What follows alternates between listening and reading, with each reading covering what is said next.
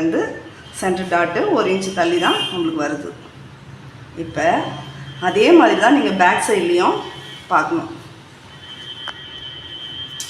Back சைடோட dot பாருங்கள் எவ்வளோ நம்ம இந்த உயரத்தை எவ்வளோ வைக்கணுன்றதை கணிக்கிறது இல்லை. அகலம் மட்டும் எவ்வளோ துணி நம்மளுக்கு மீதியாக இருக்கோ அதை பிடிச்சிடுறோம்.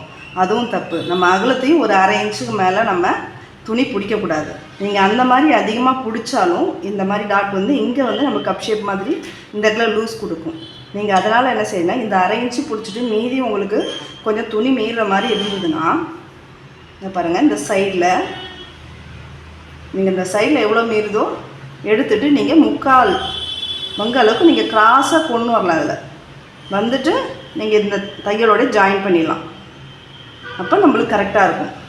அது ஒன்று. இப்போ அகலத்துக்கு நான் சொல்லியிருக்கேன், அகலம் 1/2 இன்ச்சுக்கு மேலே கூடக்கூடாது. உயரம் பார்த்தீங்க அப்படின்னா இது ரொம்ப முக்கியமான ஒரு பாயிண்ட்.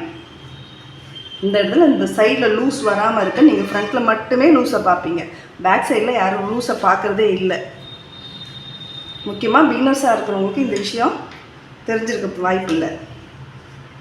பாருங்கள், இதை நம்ம அதே ஷோல்டர்லேருந்து சென்டர்லேருந்து பார்த்தீங்க அப்படின்னா நீ பண்ணக்கா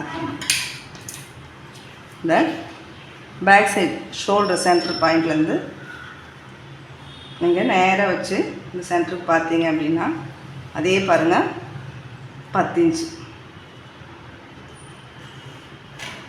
இந்த மார்பு சுற்றலில் 4 ஒரு பகுதி எது வருதோ அந்த அளவு ப்ளவுஸ் முறைப்படி நீங்கள் வச்சுக்க வேண்டியதாங்க. பாருங்கள் 10 இன்ச்சு வருது. 10 இன்ச்லேருந்து இங்கே வருது பாருங்கள் டாட். நான் இங்கேருந்து ஆரம்பிச்சிருக்கேன்.